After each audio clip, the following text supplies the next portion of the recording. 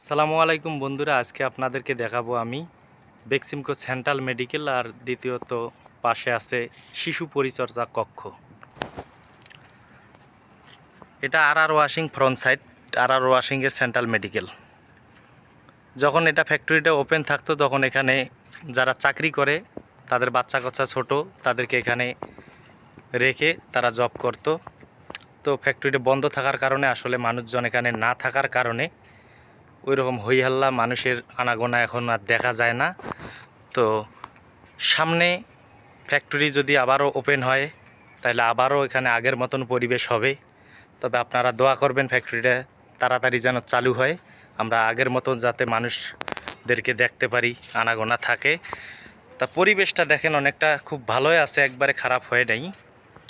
তো ভিডিওটা কেমন লাগলো বন্ধুরা অবশ্যই লাইক কমেন্ট করে জানাবেন। তো ইনশাআল্লাহ সামনে আবার দেখা হবে ইনশাল্লাহ, দোয়া রাখবেন।